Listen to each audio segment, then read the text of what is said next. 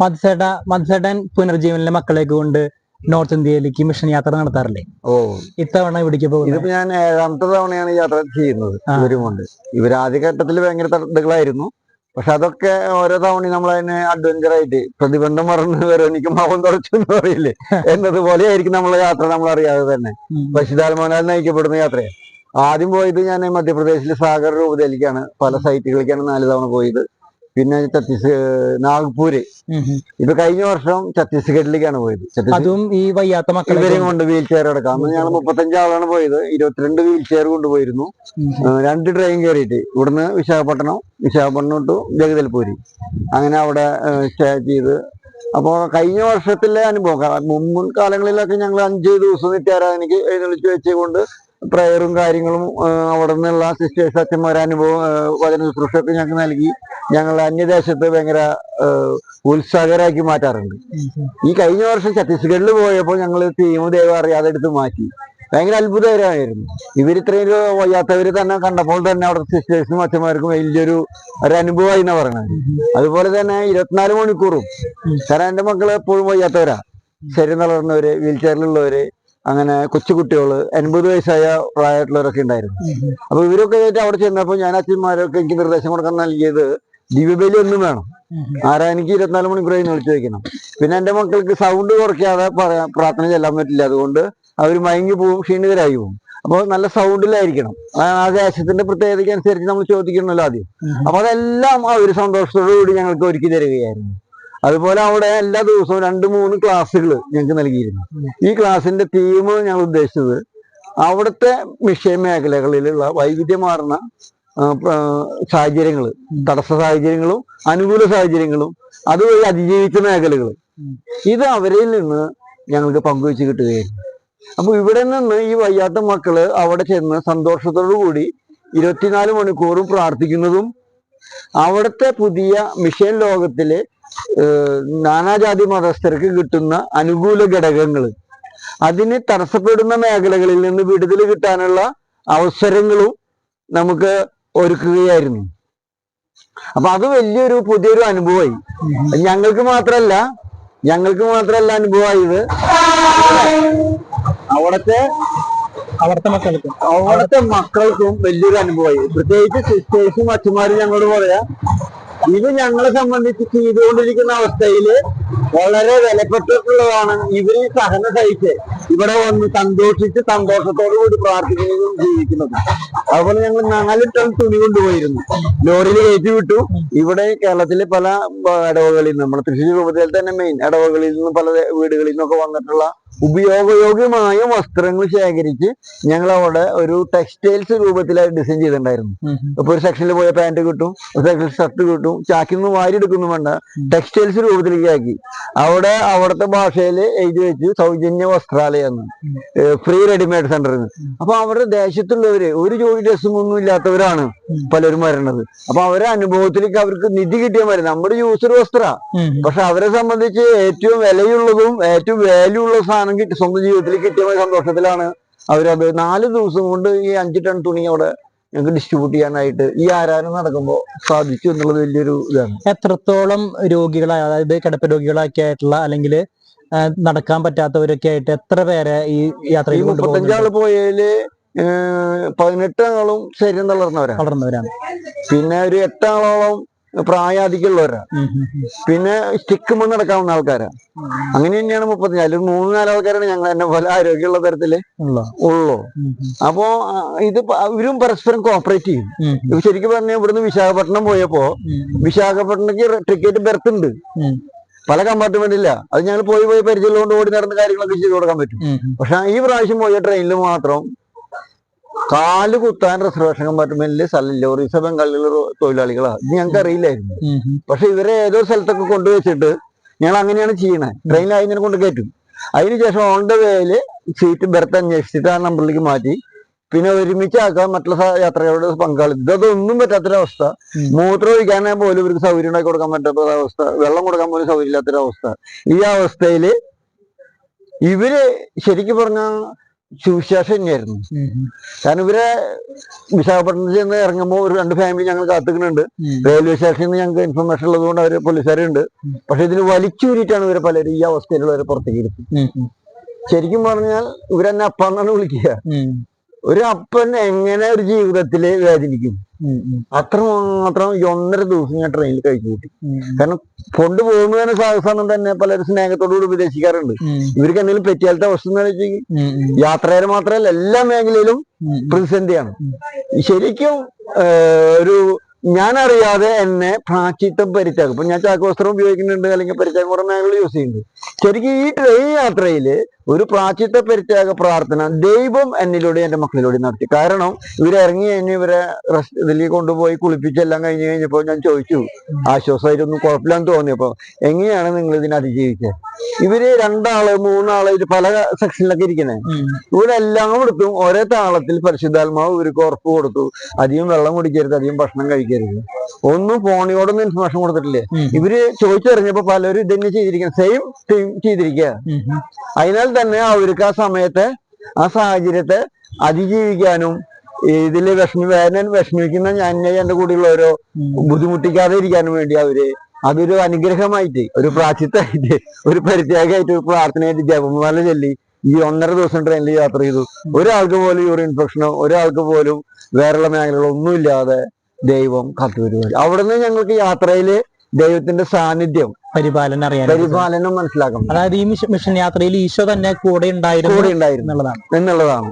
അപ്പൊ നമ്മൾ കൊണ്ടുപോയി അല്ലെങ്കിൽ നമ്മൾ ചെയ്തു എന്നുള്ളതിനെ അടർത്തി എടുക്കണമെങ്കിൽ ഇങ്ങനെയുള്ള മേഖല വരുമ്പോൾ നാം ദൈവത്തോട് ചേർത്ത് നിൽക്കാനായിട്ട് സാധിക്കുന്ന ഏവർക്കും സഹനം ഒരു പ്രശ്നമല്ല. നമ്മുടെ ജീവിത സാഹചര്യത്തിൽ വരുന്ന സഹനങ്ങളെയെല്ലാം സ്നേഹിക്കാൻ കഴിയുമ്പോൾ, ഇപ്പൊ ഞാൻ കാട്ടിലെ മലയുടെ മുകളിൽ ആശ്രമം ഉണ്ടെന്ന് പറഞ്ഞിട്ട് പറയുന്നത്, അവിടെ ഇപ്പൊ 4 ദിവസം ഒരാളും പകൽ അവിടെ ആയിരുന്നു.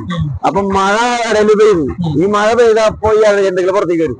അപ്പൊ ഞാൻ കിടക്കുന്ന എന്റെ കുടിലിനുള്ളിൽ ഇറക്കി മെറ്റലാണ്, പിന്നെ കട്ടിലും മെറ്റൽ തന്നെയാണ്.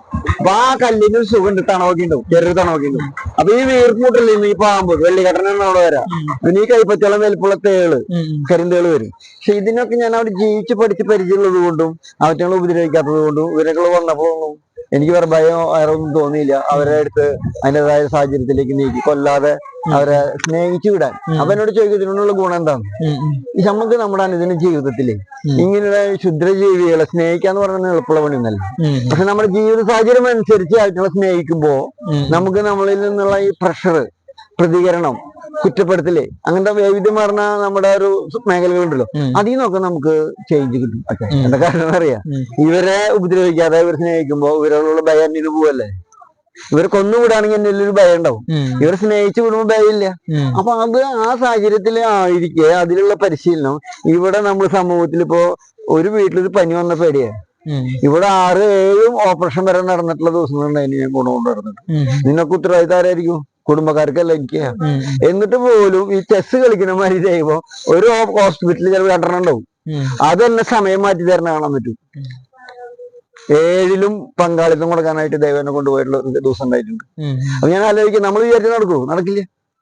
അപ്പൊ എന്നാൽ നാം ദൈവത്തോട് ചേർത്ത് വെച്ചാൽ ഇന്ന് നമ്മുടെ സമൂഹത്തില് സഭയിലൊക്കെ നഷ്ടപ്പെട്ട കുറച്ച് കാര്യം എന്ന് വെച്ച് കഴിഞ്ഞാല് പ്രാചിത്വം പരിത്യാഗമില്ല. പ്രാർത്ഥന എന്ന എക്സസൈസ് മാത്രമായി കുറ്റപ്പെടുത്തല്ല. ഞാൻ ഇതിൽ നിന്ന് അനുഭവിച്ചൊരു യാഥാർത്ഥ്യം. നമ്മുടെ ജീവിതത്തിൽ 2 തരം പ്രാചിത്വം പരിത്യാഗമുണ്ട്. ഒന്ന്, നമ്മളിപ്പോ നോമ്പെടുത്ത് പരിത്യാഗം ചെയ്യുന്ന സാഹചര്യങ്ങൾ എടുത്ത് ചീത്ര കാലഘട്ടം ചെയ്ത് നമ്മൾ ഒരുങ്ങി ആത്മാവിനാൽ ഒരുങ്ങി നമ്മുടെ വിശുദ്ധിയിലേക്ക് നമ്മൾ ഫുൾ ചേർത്ത് വെക്കുന്നു. 2, ഇതിന്റെ പരിശീലനം കൊണ്ട് അനുദിന ജീവിതത്തിൽ ഞാൻ നേരത്തെ യാത്രയിൽ കണ്ടുമുട്ടിയ പരിത്യാഗം പ്രാചിത്വമുണ്ടല്ലോ, അത് ദൈവം നമ്മളിലൂടെ ശീലിച്ച് നമ്മളെ കൂടുതൽ വിശുദ്ധീകരിച്ച് ബലപ്പെടുത്തുന്ന ഒരു യഥാർത്ഥം. അപ്പൊ ഈ പ്രാചിത്വം പരിത്യാഗം, ഇപ്പൊ നമ്മുടെ റോസാമിസ്റ്റിക് അമ്മയാണ് അവിടെ നിൽക്കുന്നത് അല്ലെ, 3 റോസപ്പൂ കണ്ടില്ലേ, അതെന്താ? പ്രാചിത്വം പരിത്യാഗവും പ്രാർത്ഥനയും. അപ്പൊ പ്രാചിത്വം പരിത്യാഗവും നാം ചെയ്യുന്നതും നമ്മളിലൂടെ കടന്നു വരുന്നതും കൂടി യോജിക്കുമ്പോ അതിൽ നിന്ന് ഒഴുകി ഇറങ്ങി വരുന്നത് എന്തായിരിക്കും? ദൈവത്തിന്റെ കൃപയാണ്. അതാണ് 3ാമത്തെ റോസപ്പൂ. ശരിക്കും പറഞ്ഞാൽ യഥാർത്ഥത്തിൽ അറിയാതെ തന്നെ റോസാമിസ്റ്റിക്കന്മാരെ ഗോട്ടയുടെ മുമ്പിലാണ് നമ്മൾ നിൽക്കുന്നത്. ഇതുപോലെയാണ് നമ്മൾ ഈ നോർത്ത് ഇന്ത്യയിലേക്ക് ഇവരും കൊണ്ടുപോയി യാത്ര ചെയ്ത് പ്രാചിത്വത്തോടെ പരിത്യാഗത്തോടെ യാത്ര ചെയ്ത് അത് പ്രാർത്ഥനയായിട്ട് സമൂഹത്തിലേക്ക് ജ്വലിക്കുന്നത്. ഇപ്പൊ നമ്മൾ ഇവിടുത്തെ ഈ സഭയുടെ നമ്മുടെ ഈ സമൂഹത്തിന് വേണ്ടി പ്രാർത്ഥിക്കുന്നത് അതിന്റെ ഇരട്ടി ഫലമായിരിക്കും ഇവിടുന്ന് ത്യാഗം എടുത്ത് പരിത്യാഗം എടുത്ത് അവിടെ ചെന്നിരുന്ന് ആ ദേശത്തിന്റെ മിഷനെ കുറിച്ചിട്ട് പ്രാർത്ഥിക്കുമ്പോ ആ ദേശത്തിന് മാത്രമല്ല നമ്മുടെ ഈ ദേശത്തും സഭ ഉണരും. ചേട്ടാ, ഈ ഭരതയില് 40 ദിവസം, ഈ വലിയ നോമ്പില് 40 ദിവസം രാവും പകലും ഉപവസിച്ച് പ്രാർത്ഥിച്ചു എന്ന് പറഞ്ഞല്ലോ. അപ്പൊ അത് ആർക്ക് നിയോഗം, എന്തായിരുന്നു അതിന്റെ നിയോഗം? ഈ വർഷം 1.5 വർഷത്തോളമായി ഞാൻ സഭയുടെ വൈവിധ്യമാർന്ന മേഖലകൾക്ക് വേണ്ടി ഇങ്ങനെ പ്രാർത്ഥിക്കുന്നു, അതിലൂടെ അനുഭവങ്ങൾ കണ്ടുമുട്ടുന്നു. അത് പ്രാർത്ഥിക്കുന്നവരുടെ ജീവിതത്തിലും വലിയ അനുഭവങ്ങൾ കണ്ടുമുട്ടുന്നു. അപ്പൊ കൂടുതൽ ഒരുക്കത്തോടു കൂടി 40 രാവും 40 പകലും മലമുകളിലെ ഉപവാസ പ്രാർത്ഥന ചെയ്ത ത്യാഗത്തെ ഒരുക്കത്യാഗം അല്ലെ, ഒരുക്കത്യാഗമാണല്ലോ സംഭവിച്ചത്.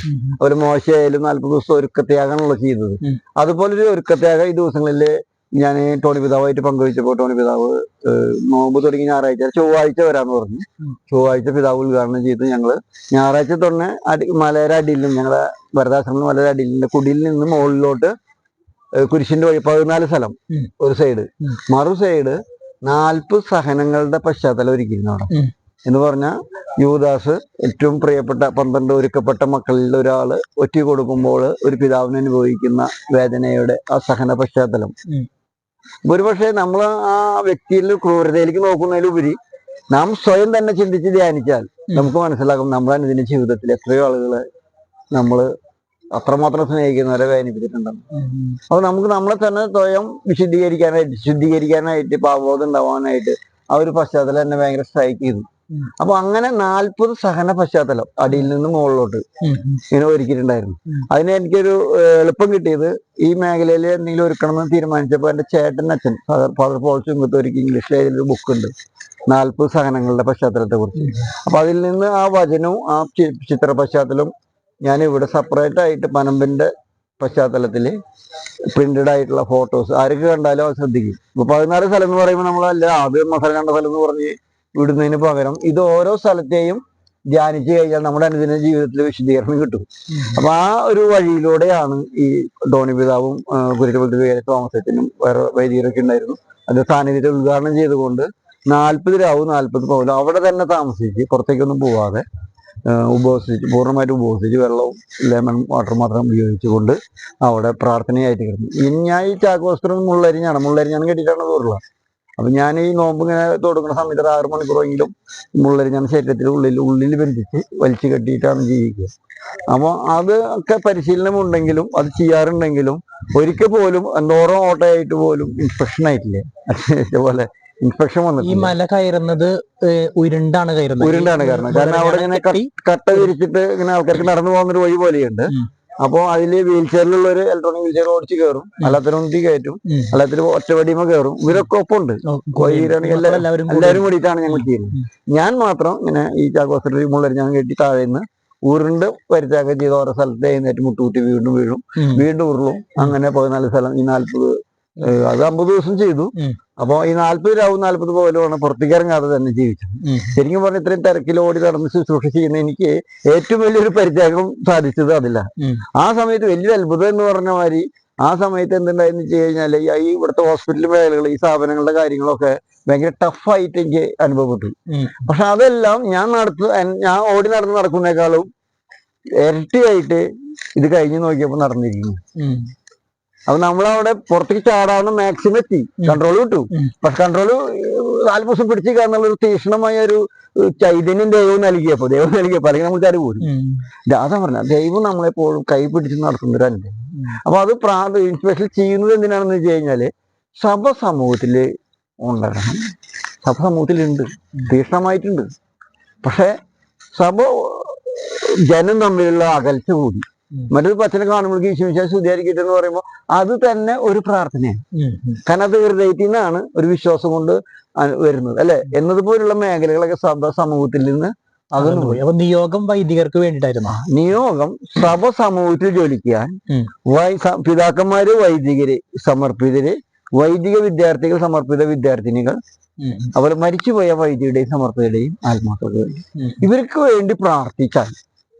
വേണ്ടി പ്രാർത്ഥിച്ചാൽ അത് യേശുവിന് വേണ്ടിയിട്ടാണ് പ്രാർത്ഥിക്കണം. കാരണം യേശു തെരഞ്ഞെടുക്കപ്പെട്ട് ഞങ്ങൾക്ക് വേണ്ടി, സമൂഹത്തിന് വേണ്ടി ജ്വലിക്കാൻ വേണ്ടി അല്ലെ. അപ്പോ അത് യേശുവിന് വേണ്ടിയിട്ടാണ് മനുഷ്യരെ സമർപ്പിക്കുന്നത്. മറ്റുള്ളവർ വേദനകളൊക്കെ എടുത്ത് പങ്കുവയ്ക്കുമ്പോൾ ആണെങ്കിൽ പോലും ഏറ്റവും പവർ ഉള്ള ഒരു പ്രാർത്ഥനയാണ് ഈ സമൂഹത്തിന് വേണ്ടി പ്രാർത്ഥിക്കുന്നത്. അപ്പൊ അതുവഴി ഞാൻ ഈ കുഞ്ഞു കാര്യങ്ങൾ ചെയ്യുമ്പോൾ എത്രയോ അനുഭവങ്ങൾ കണ്ടുമുട്ടുന്നു. അപ്പൊ ശരിക്കും പറഞ്ഞാൽ അച്ഛനിലൂടെയൊക്കെ ആകുമ്പോൾ അതിന്റെ 10 ഇരട്ടിയാണ് സമൂഹത്തിലേക്ക്. അതിന്റെ കാരണം ഇതിനായിട്ട് തന്നെയാണ് അല്ലേ. അപ്പൊ ആ ഒരു പ്രയർ അവിടെ നടത്തിയപ്പോ അവിടെ വന്ന് പ്രാർത്ഥിച്ചു പോകുന്നവരുടെ ഇടയിൽ വളരെ അനുഭവങ്ങൾ കണ്ടുമുട്ടാനായിട്ടാണ്. അവര് ഇവിടെ വന്നിട്ട് അവരുടെ വേദന തന്നെ മറന്നുപോയിട്ട് ഈ ശുശ്രൂഷയിൽ പരിചാരക ശുശ്രൂഷയിൽ പങ്കെടുത്തു പോയത്. ഇത് പങ്കുവെച്ചിട്ട് വൈദികരും പിതാവും ഒക്കെ പുറത്ത് പങ്കുവെച്ചിട്ട് പല ഇടവകളിൽ നിന്നും ടീമായിട്ട് ആ മലമുകളിലേക്ക് വരുന്ന ഒരു കാഴ്ച അവിടെ കാണുകയും. ഇപ്പൊ ഇത് തന്നെയാണ് ഞാൻ നാഗാലാൻഡിലേക്ക് ഇപ്പൊ മിഷനിലേക്ക് പോകുമ്പോൾ ഞങ്ങള് അഭിമാനത്തോടു കൂടി പോകുന്ന യാത്ര. ഇതില് യാത്രയിൽ കുറെ സഹനമൊക്കെ ഉണ്ട്. യാത്ര അത് ടിക്കറ്റ് അല്ലെങ്കിൽ റിസൾട്ട് പലതും ഉണ്ടായിരിക്കാം.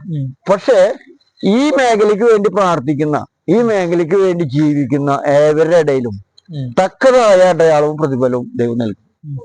അത് ഇന്ന് സമൂഹത്തിലെ ആത്മാരുടെ ഇടയിൽ വളർത്താൻ ഈ ദൈവനോട് ഈ സഹന സഹിക്കുന്ന മക്കള് അല്ലെ, ശരീരം തളർന്നവര്, പലവിധ രോഗങ്ങളാല് ഈ കാലാവസ്ഥ പൊരുത്തപ്പെടാത്തവരൊക്കെയാണ്. പക്ഷെ ഇവരെല്ലാം മറന്ന് അതിനുവേണ്ടി പ്രാർത്ഥിക്കുക വഴി ഈ പ്രസ്ഥാനവും ഇതിനോടനുബന്ധിച്ച മേഖലയും 650ഓളം രോഗികളാണ് ഈസ്റ്ററിന്റെ പിറ്റേന്ന് ചൊവ്വാഴ്ച ആൻഡ്രൂസുദാവിന്റെ നേതൃത്വത്തിൽ ഒരു ദിവ്യബലി കുരീശ്വരപള്ളിയിൽ വെച്ചിരുന്നു. കേരളത്തിന്റെ ഇവിടെ വന്നു പോകുന്ന രോഗികള് 650ഓളം രോഗികളാണ് ഒരുമിച്ച് ആ ദിവ്യബലിയില് പിതാവിനോട് ചേർന്ന്, ഇടവച്ചനോട് അവിടുത്തെ തോമസ് അച്ഛനോട് ചേർന്ന്, അലക്സാണ്ടർ അച്ഛനോട് ചേർന്ന് ദിവ്യബലി അർപ്പിച്ചത്. നാനാജാതി മതസ്ഥര്. കാരണം എന്റെ അടുത്തുള്ള എല്ലാ മക്കളും നാനാജാതി മതസ്ഥരാണ്. അവർക്കൊക്കെ ഒറ്റ വിഷയമാണ് ഈ മേഖലയിൽ. അതിനാൽ തന്നെ അവരെല്ലാവരും മുസ്ലിംസിന്റെ നോയമ്പുകാലായിരുന്നു. എന്നിട്ട് പോലും ശരീരം തളർന്ന പെൺകുട്ടികളും ആണുങ്ങളും പോലും ആ പരിപാടിയിൽ വന്ന് ദിവ്യബലി പങ്കെടുത്ത് സമർപ്പിച്ചു പ്രാർത്ഥിച്ചു. അപ്പൊ നമ്മൾ അവിടെ സമൂഹത്തെ അനുഗ്രഹമായിട്ട് മാറുവാൻ ഈ മക്കളെല്ലാവരും ഒരുമിച്ച് കൂട്ടുന്ന ദൈവത്തിന്റെ ആ വലിയൊരു പ്രൊജക്റ്റില് പങ്കാളിയാവാൻ സാധിച്ചു. ഇതുപോലെ ആയിരിക്കും. കാരണം ഈ നാഗാലാൻഡിൽ പോയി അവിടെ ഈ കിട്ടുന്ന വസ്ത്രങ്ങളൊക്കെ അന്ന് കഴിഞ്ഞ വർഷം 5 ടൺ തുണി കൊണ്ടുപോയി. ഈ പ്രാവശ്യം 4 ടൺ കഴിഞ്ഞിട്ടുണ്ട്, 5 ടൺ ആവും. നാഗാലാൻഡിൽ ജൂൺ 18-ാം തീയതിയാണ് ഞങ്ങൾ പോകുന്നത്. ഇവിടുന്ന് വസ്ത്രങ്ങൾ ഇവിടെ നമ്മുടെ യൂസ്ഡ് വസ്ത്രം തന്നെ നല്ല വസ്ത്രം ഇവിടെ തെരഞ്ഞെടുത്ത് ഞങ്ങൾ അങ്ങോട്ട് കൊണ്ടു. പണിയുണ്ട്, തെരയാനായിട്ട് പണങ്ങളെ വെച്ച് പണിക്കൂലി കൊടുക്കണം. ഇത് കഴിഞ്ഞ് ലോറിയിൽ കയറ്റി വിടുമ്പോൾ ട്രാൻസ്പോർട്ടേഷൻ കൊടുക്കണം. അവിടെ ചേർന്ന് ഇത് ടെക്സ്റ്റൈൽസ് രൂപത്തിലാക്കിയിട്ട് സമൂഹത്തിന് കൊണ്ടുപോകാൻ എളുപ്പത്തിലേക്ക് ആക്കി കൊടുക്കുക. അല്ലെങ്കിൽ അത് വലിച്ചു വരിട്ട് പോകുമല്ലോ. പക്ഷെ നമുക്ക് ടെക്സ്റ്റൈൽസ് രൂപത്തിലാക്കുമ്പോൾ പണിയുണ്ടെന്നുള്ളതല്ല, നമ്മൾക്ക് ഈ മക്കളും കൂടിയിട്ട് വീൽ ചെയറിലൊക്കെ ഇരുന്നിട്ട് ഒതുക്കി കൊടുക്കേ. അപ്പൊ അവർക്കൊരു അഭിമാനമാണ് അല്ലെ. അവർക്കൊരു ജോഡി ഡ്രസ്സ് കിട്ടുന്നേക്കാൾ മറ്റൊരാൾക്ക് എന്ത് കൊടുക്കാൻ പറ്റും എന്നതാണ് ഇവരുടെ ഇടയില് ദൈവം ഞങ്ങളെ ഈ കൂട്ടായ്മയോടെ പ്രചരിപ്പിക്കുന്നത്. ഏത് മേഖലയിലും നമുക്ക് എന്ത് കൊടുക്കാൻ പറ്റും, നമുക്ക് എന്തെങ്കിലും കിട്ടണമെന്നിരിക്കെ നമുക്ക് എന്ത് കൊടുക്കാൻ പറ്റും. അവിടെ വളരും. എന്തായാലും ഈ ദിവസങ്ങളിൽ നാഗാലാൻഡിലേക്ക് മിഷൻ യാത്ര നടത്താൻ പോവാണ്. ഈ രോഗികളായിട്ടുള്ള ഇവരും കൊണ്ട് മക്കളെ ഒരു 32 വീൽ ചെയറിലുണ്ടാവും. സ്നേഹമുള്ളവരെ, നമുക്കറിയാം ഒറ്റയ്ക്ക് തിരക്കുള്ള ഒരു ട്രെയിനിൽ യാത്ര ചെയ്യുമ്പോഴുള്ള ബുദ്ധിമുട്ട് നമുക്കറിയാം. അതും ഈ വേനൽക്കാലത്ത്.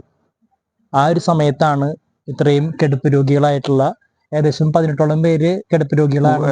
18 ഇപ്പൊ ഈ 50 ആളുള്ളത് കൊണ്ട് അതിൽ 30ഓളം രോഗികളായിരിക്കും. 30ഓളം പേര് രോഗികളാണ്. നടക്കാനൊക്കെ പറ്റാത്തവരാണ്. പലവിധ ഈ പ്രായമുള്ള ആൾക്കാർ 8 ആളുണ്ട്. ഒരു 42ഓളം ആൾക്കാര് പലവിധ രോഗങ്ങളാലും അതില് ഈ 30ഓളം ആൾക്കാർ വീൽ ചെയറുകാരും ആയിട്ടുള്ളവരായിരിക്കും. ബാക്കി 8ഓളം ആൾക്കാരാണ് ഹെൽപ്പേഴ്സ് ഒക്കെ ആയിട്ടുണ്ടാവുള്ളൂ. അപ്പൊ ഇത്രയും ആൾക്കാരെ രോഗികളായിട്ടുള്ളവരൊക്കെ കൂടി ഒരു മിഷൻ യാത്ര നടത്തുകയാണ്. നമ്മൾ ഈശോയെ കുറിച്ച് കേട്ടിട്ടുണ്ട്. ആദ്യത്തെ മിഷനറി ഈശോയാണെന്ന് നമുക്കറിയാം.